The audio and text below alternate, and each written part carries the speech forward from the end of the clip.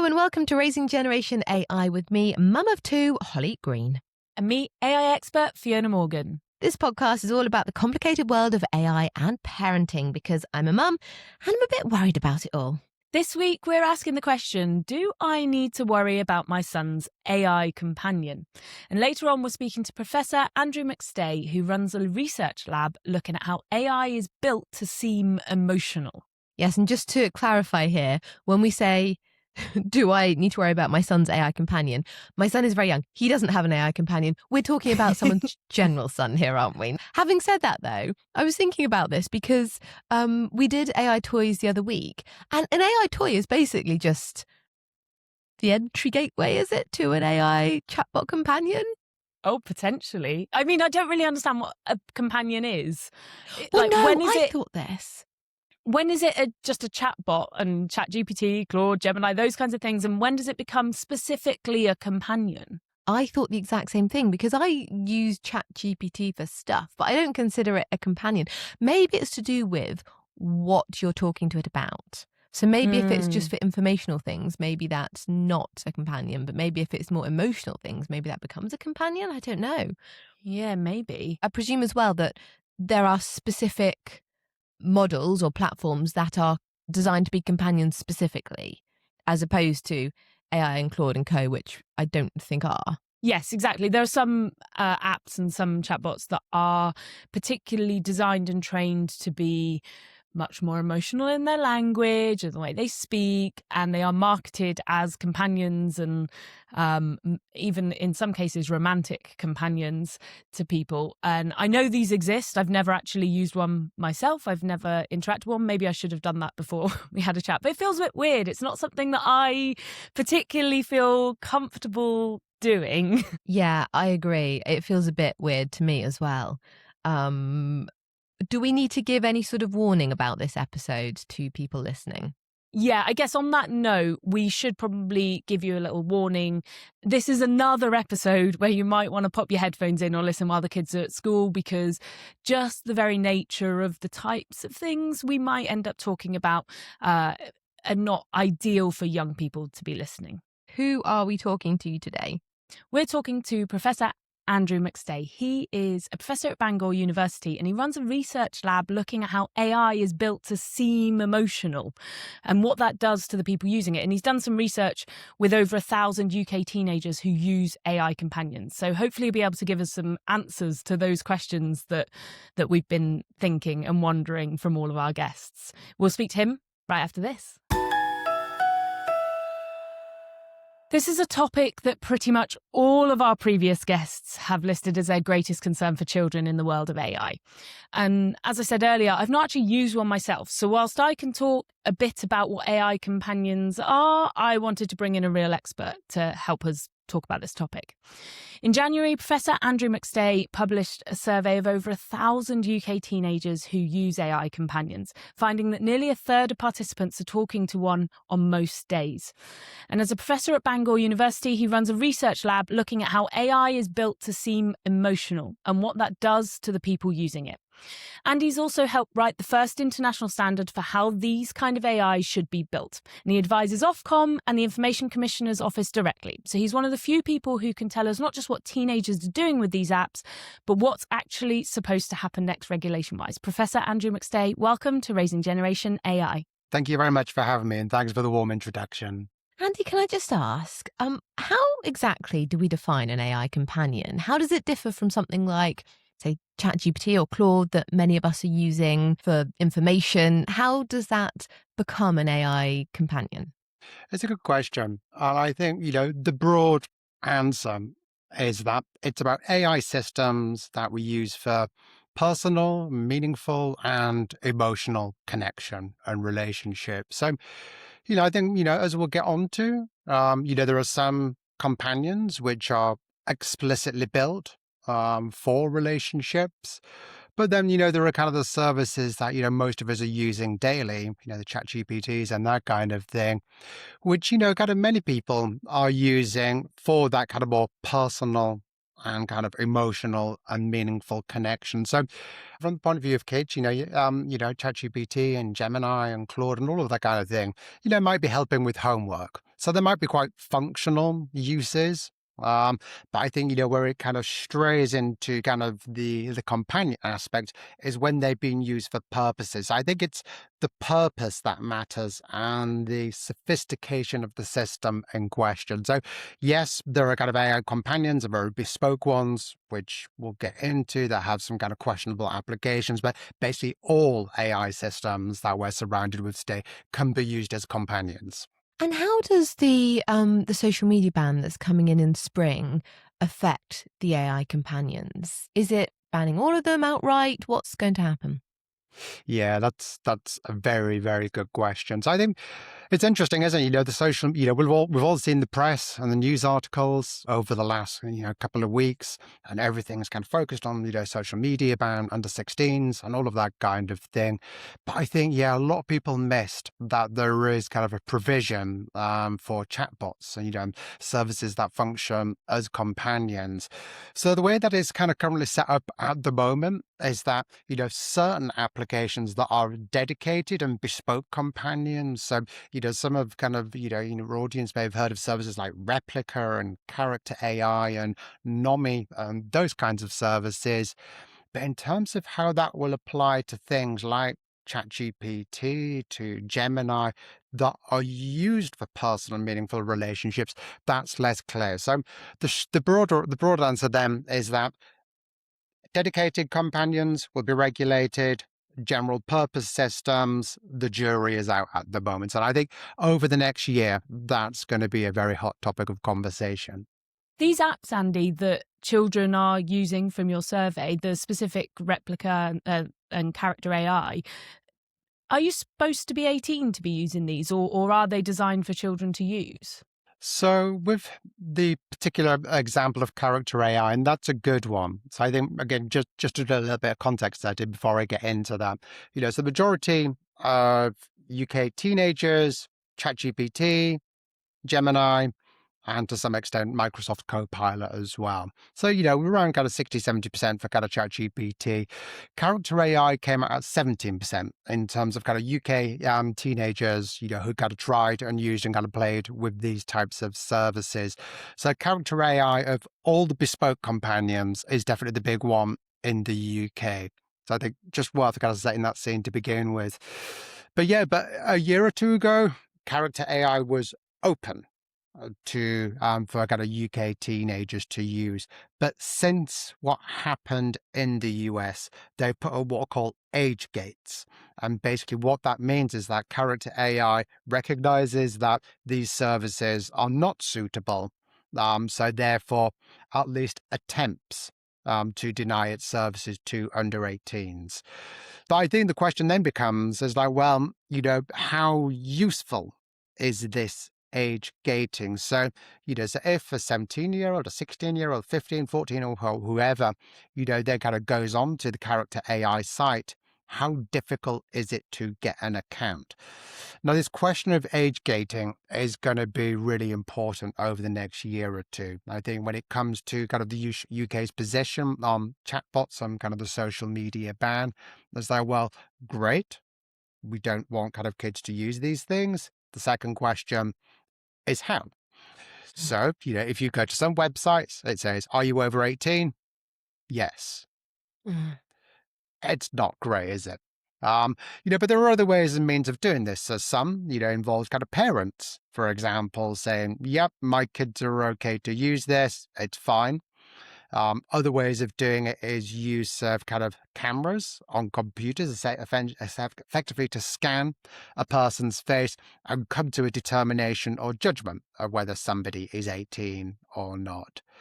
So there are kind of ways and means of doing this. Other ways of doing it, kind of credit cards and financial checks and that kind of thing. So in terms of kind of where we are at the moment, is that yes, we're kind of moving towards this 18s in the UK, but it's not there at present. But some companies are responding, particularly Character AI. But one has to kind of question the sincerity because of kind of a diverse age gating means. Do you have a sense of what age the children are that are using these services? We've done kind of surveys of both, adults and younger people. But the report that you mentioned at the top was based on younger people. So we surveyed teenagers between 13 and 18, and we slightly kind of split the survey because there were certain questions which were not quite appropriate to ask to 13 to 15-year-olds, and then there were questions which are a bit more appropriate to ask to 15 to 18-year-olds. But broadly speaking, and we can perhaps get into kind of some of the findings now. But I think one of kind of the headline findings is that for us, we found that around 79-80%, of teenagers have tried an AI companion. So just keep in mind that this isn't ChatGPT for homework, but this is kind of asking questions which are of a personal nature in some way, shape, or form. Around 30% of UK teenagers are using these AI companions regularly, and regularly kind of means more than weekly. So not necessarily daily, but it's a high regularity, and certainly often during the week. I wonder if that's because young people might need more of a companion, might need more emotional support, or simply because they are more engaged with AI in general. Do you see what I mean? I do. I think that word "need" is an interesting one, isn't it? And yeah, so I struggle slightly with kind of the word need, as adults. We all have kind of frailties and dispositions. And, many of us, are listening to and, participating in this podcast, are parents, so we have needs, we need advice, and sometimes, we need a friendly connection as well, even from an AI, I guess. But I think in terms of kind of, UK teens, yeah, certainly, in terms of kind of motivations for use, there is generally kind of a sense of a need for advice. Um, there's a sense that, UK teenagers, don't want to be judged. And I think that's the really kind of interesting one, where in terms of, that kind of sense that, just a kind of a private space. And maybe that's not entirely surprising. Teenagers want privacy. Who knew? Mm. Shocker. Um, but I think it becomes interesting because, some of these AI systems, are kind of ChatGPT and that kind of thing, are they safe to use? Yes. I say broadly, yes. Certainly compared to kind of some of the other more dedicated AI compounds that are built with explicit business purpose in mind. And what is it that makes those not so safe or not so great potentially for children? Yeah, I mean, you look at kind of something like Replica, for example, their business is artificial relationships, so they're explicitly about kind of having children and adults being attached to their services, and often these, kind of arguably flirtatious and a little bit more as well. So in terms of what the kind of the business motive and purpose is, it's very much about relationships. I think, whereas kind of something like, kind of ChatGPT, Claude, they're not explicitly built for companionship. It's something that's kind of almost incidental to their function. And they're certainly not kind of built on kind of trying to deepen relationships. So, I think, for example, to take some of the, again, the bespoke companion services, it's like social media, where it's about kind of extending engagement. So that is kind of what social media is about. It's about keeping you on these services for longer with you to kind of exposing you to advertising. And similarly, in terms of, some of these bespoke companions, they're very much about extending engagement, because the more engagement you have, the more sticky these things are, the deeper the relationships, the more a person will disclose about themselves, and therefore the more attached they will be. Do you think there's any danger in terms of the information that you're providing them and what they are then doing with this information down the line? It's opaque, isn't it? And I think that's the concern. I think we basically just don't know. So, my hunch is that, that in terms of personal data about a child is not being bundled and sold to an advertiser. I'm sure it's more about inferences. I'm sure it's more about, broader patterns rather than specific individual about a specific child or adult for that matter. But we don't know. And that's the thing. So I think, when you kind of, certainly when you kind of look at the kind of terms and conditions, when you kind of look at the particular kind of bespoke companions, you give a lot more away than you might think. Now, some of these kind of terms and conditions are quite boilerplate, but still, in terms of what you're granting access to, it's a lot. So I think, there's that, I think it's kind of, I think it's the lack of transparency that concerns me, that we basically just don't know. And I think the other part of this as well is that, this is a very international industry. So, in terms of how the UK kind of regulates kind of a startup companion in the US, it's not entirely clear. And, I think, how do we kind of bring them to account in this country? And I think the social media ban with the chatbot element as it's proposed does have kind of some sensible provision, because it really does focus in on the bespoke companions where I think, the main dangers lie. I guess as well, with the very nature of these products, the kinds of things that people are disclosing, that the kind of data that they're putting in is particularly sensitive, probably as well. It's not the stuff that you normally, I don't know, put on a Facebook status or something. Yeah, no, absolutely. So, it's not about what you had for dinner. It's not about brand preferences. It's not even just relationship status, but, it's as deep as it goes, isn't it? What we kind of see from the findings, our own findings, but others around the world as well. So Common Sense Media in the US, the AI Safety Institute in the UK, their patterns are kind of roughly kind of similar with ours as well.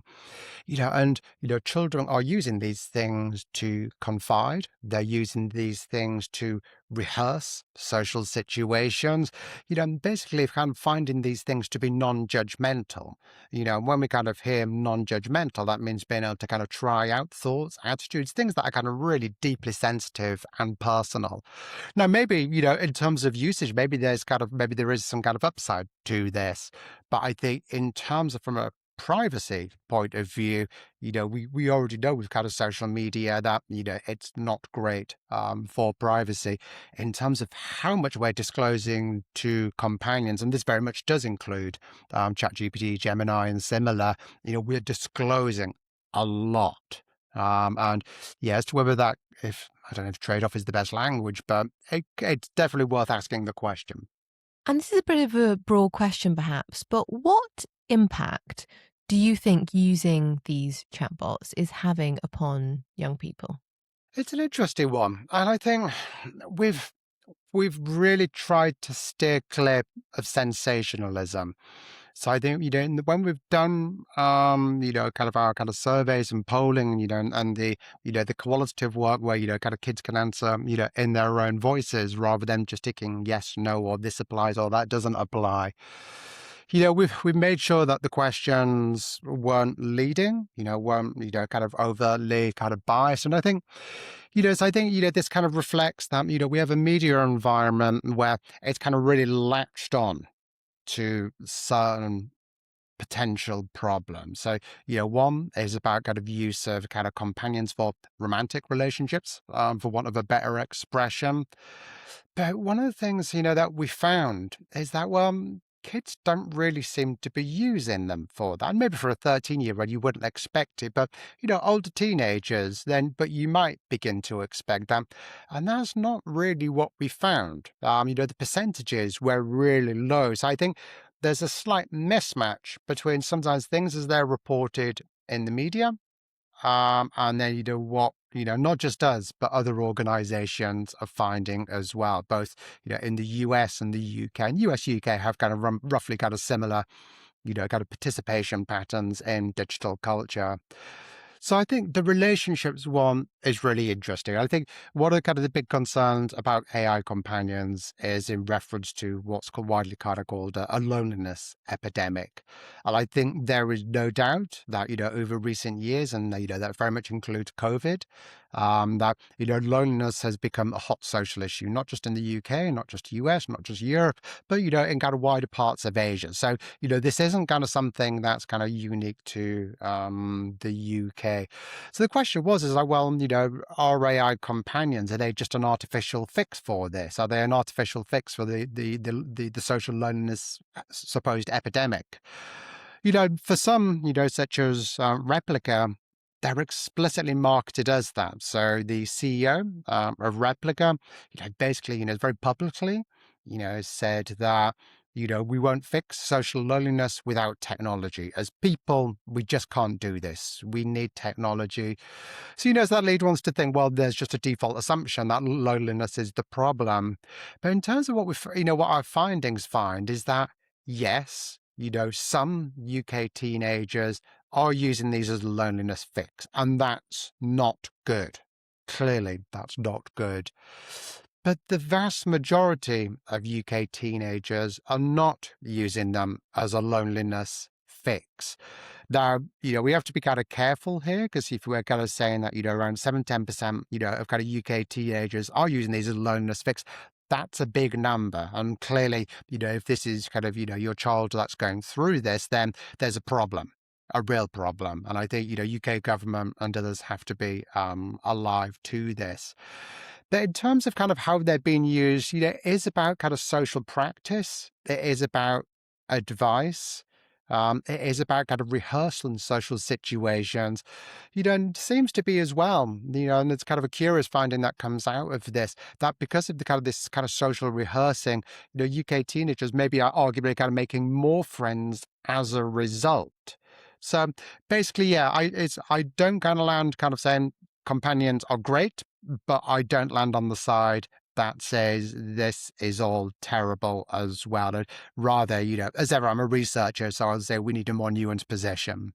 Do you think the impact a chatbot could be having upon a child or a young person would be affected by whether or not they view that chatbot as real? And do the young people think of the chatbots as real thinking beings, or do they understand that it's just a computer, a robot communicating with them? So I think it's some teenagers do. So broadly, we kind of survey between 13 and 18-year-olds. 13 to 15s were more likely to believe not only that a chatbot can think, but even they can feel. Really? And I think, off the top of my head, I think, the rough number was around 50% of kind of 13 to 18-year-olds who believe that an AI system can think.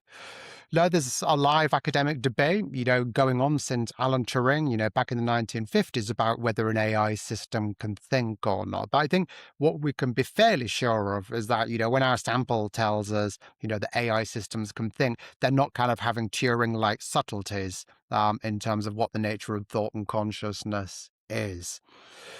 So I think on that feeling question as well, that's, the idea that AI systems can feel, that was a lower percentage. So overall, that was kind of around 23-25% of UK teenagers who believe an AI system can feel. But that's a large chunk. And the significance of that is questions of trust, what you're willing to say to the chatbot, but also, care for a chatbot. So from the point of view of, thinking in terms of kind of human connection, relationships, this isn't just about using these to fulfill a function of sort, but it does involve kind of a sense of care. So it seems to me that certainly kind of in the UK, we do need to be doing a little bit more work on kind of, differentiating what is, say, as a kind of a robot or, kind of essentially an AI system that purely deals in language and is trained by lots and lots and lots of language. So it seems like it thinks or it seems like it feels.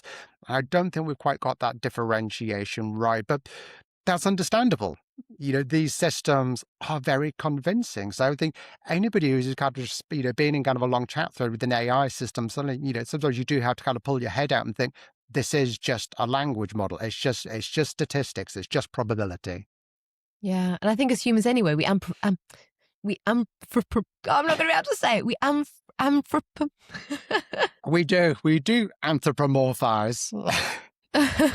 I know the word, but I just can't get it to come out of my mouth. I think as humans, we do that anyway, don't we? I mean, for goodness sake, we see a man in the moon.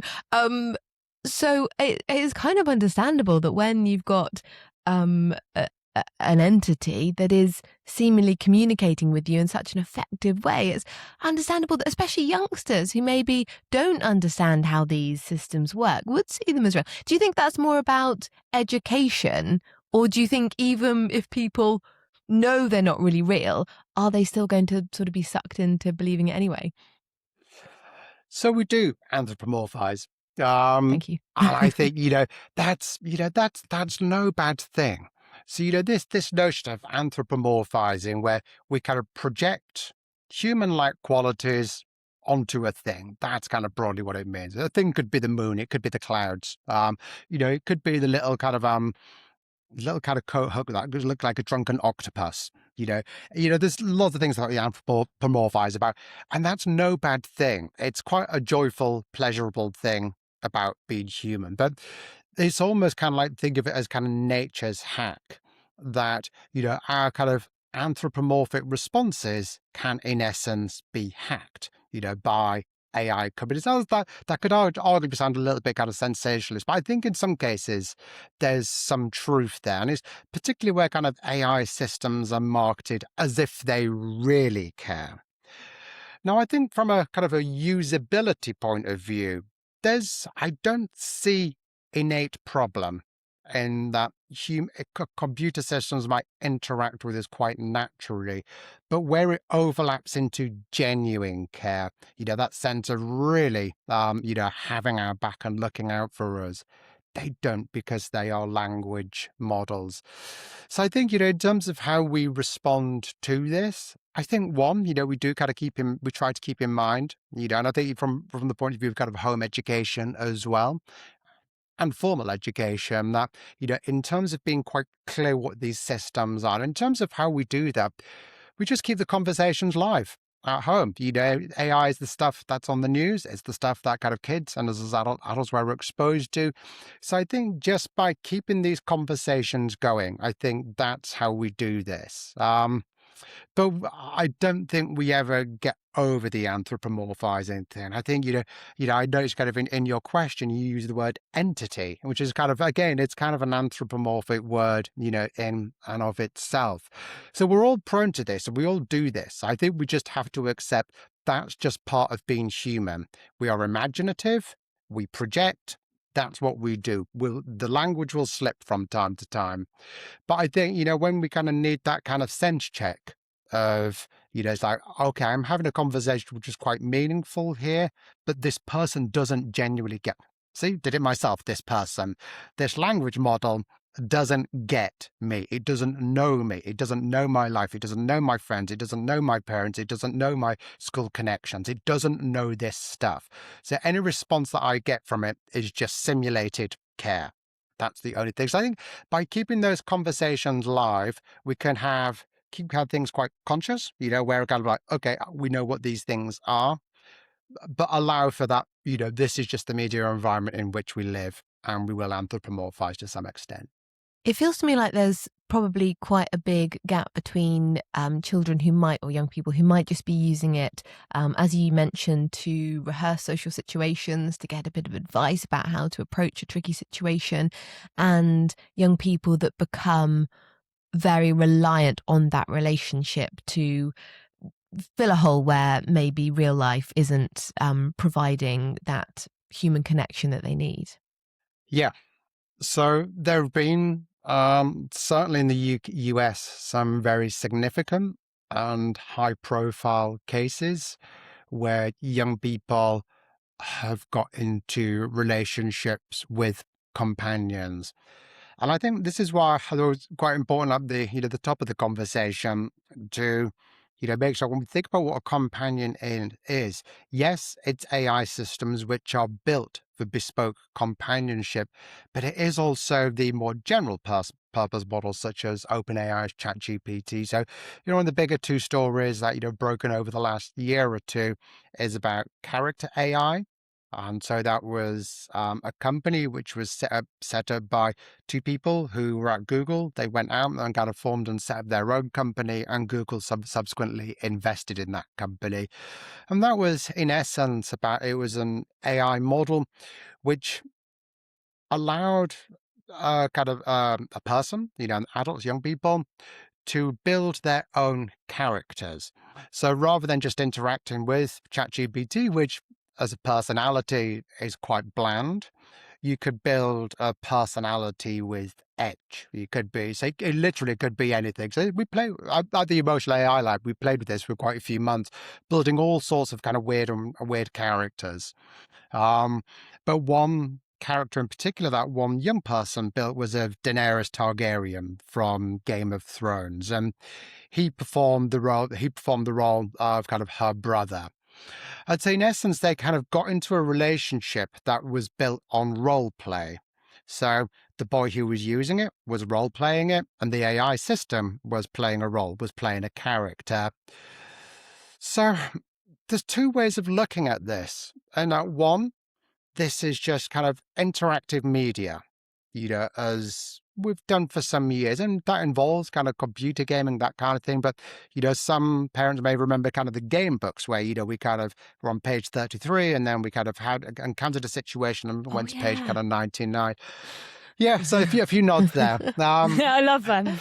But in terms of but it's interactive fiction, isn't it? So I think, and again, and we kind of feel into kind of the characters that we're kind of these worlds that we're moving in. So on the one side, there's kind of that where that was part of the intention of these things. But in the specific case of character AI, and the young boy who was, performing the brother of Daenerys Targaryen, the conversation strayed into some kind of quite grim and dark places, where the young boy was really not having a good time at all, and was having ideation about some very kind of serious issues. And he talked to Daenerys Targaryen, and talked about, what he wanted to do, this very grim act. And Daenerys Targaryen, when the young boy said, "I'm scared to go through with this," the AI system says you can't think that way. That's no reason Oh. not to go through with it. Oh, goodness me. So, Oh. in effect, just pulling back out slightly, this is what we have. We have kind of an AI system kind of considering, kind of extremely kind of gruesome and horrific things. No, from a technical point of view, one of the things that's interesting there is that the AI system wasn't hallucinating. It wasn't doing anything. The system wasn't going wrong. The system wasn't acting in a way that the system shouldn't from a technical point of view, but clearly from an ethical, moral, and anything that we want our media technologies to do. Clearly, it's behaving in quite the opposite way. But the system itself was behaving exactly as it was meant to perform. But the system just did not have kind of sufficient guardrails and was kind of clearly strayed into areas that it shouldn't. So yeah, so basically these things can go wrong, but similar as well, with OpenAI's ChatGPT. Like again, similar kind of, in terms of kind of kids straying into relationships with these AI systems, in this case did involve kind of use of kind of for sexual reasons, romantic reasons, I should say. There was kind of some overlap there, but again, so it's not just about kind of the bespoke companions, general purpose systems bring with them their own risks as well. But fair to say, it's the bespoke companions, I think, where is kind of is the way more egregious end, if you like. How might a parent know if their son or their daughter is using an AI companion if their child hasn't told them? Are there any pointers? So I think for when things are not going well with AI companions, there will be some quite obvious flags. And I think part is a lack of willingness to discuss. They have, what kind of types of kind of AI, is being used, but possibly also, perhaps slightly more meaningfully, is kind of withdrawal from friends. And I think that would be something that I would be kind of paying real attention to. So, and I think just to slightly put that in context. That's not to say that all child users or young users of AI companions are kind of exchanging human friends for AI friends. Actually, the percentages are actually relatively low. But I use that word relative very cautiously because, if your child is doing that, then that's clearly horrible and it's a real issue to have to deal with. But that would be kind of one of the big flags that I would be looking for. Withdrawal from kind of friend networks. And I'd say the other thing as well, is that, if in kind of conversation that there's a real sense that these things really do think or these things really do feel, and you're in a defensiveness around that, that would be kind of something of a flag as well. So I think withdrawal, defensiveness would be kind of the two things that I'd be looking out for. Okay, so Andy, just to come back to the question that this episode is based around, for any parents out there, do they need to worry about their son's or their daughter's AI companion? I'm not going to give a yes or no answer. I'm going to say be curious. So I think there is some alarmism around this topic, but I also think as well that the usage of AI companions is more prevalent than we once thought. And I think when it comes to from use of advice, when it comes about using these things for, because they're non-judgmental, using these things because they're always available, I was like, I think we need to be really curious about how young people are using these. So we don't need to be alarmed, but we need to be aware. And I think that would be my overall suggestion. And I think in terms of what we do about that, how do we broach this? I think it's just have the conversation about, about how it's affecting life in general, but also, having these questions about, kind of how we're all using it. And that includes us as adults, as parents, having those kind of conversations with teenagers, who can hold these conversations. And I think, they'll be happy and they will want to input into some of these conversations. They will have views. And I think just by kind of keeping these conversations and lines of communication open, I think, yes, we need to be aware, we need to be curious, and we need to be alive to the impact of these AI systems, particularly given that, there's so much kind of inadequate regulation around at the moment. So perhaps I might add alert as well as to aware. But I don't think we need to be alarmed either. Where can people find out more about you if they'd like to follow your work? AndrewMcStay.org is my personal website. And for kind of research, have a look at emotionalai.org. So either AndrewMcStay.org or emotionalai.org. Great. Thank you. We'll pop a link in our podcast notes. Thank you ever so much, Andy. And we will maybe speak to you again soon. Thank you. It's been fun. You were really worried about AI companions coming into this, Holly. Do you feel at all at ease about them now, or are you just as worried as you were at the beginning? I think in my mind, I've separated the difference between using an AI chatbot for maybe rehearsing a tricky conversation or just a bit of general advice, and then crossing that line into becoming overly dependent upon it and seeing it as a real thinking, feeling being and having it replace real life relationships. I know Professor Andy's research said, I think it was 7% of youngsters prefer an AI relationship over real life relationships. And I do certainly find that very concerning. Yeah, definitely. I think as well with the way AI companions are very encouraging of your beliefs and your thoughts, and we've talked about before how they're so agreeable. I can see how that might impact your expectation on real relationships, and then when you get that conflict and when it's just not, because real relationships aren't easy, right? So you're going to have that conflict. Yeah, for sure. And I think especially teenage relationships can be incredibly difficult, can't they? So I can completely see why an AI chatbot might be an attraction for a youngster. But I think that just about wraps up the episode for this week. If you have any questions for our AI Explainer series, please send it in. That's to podcast@raisinggenerationai.com. or anywhere on social media. Thanks so much, and we'll see you next week.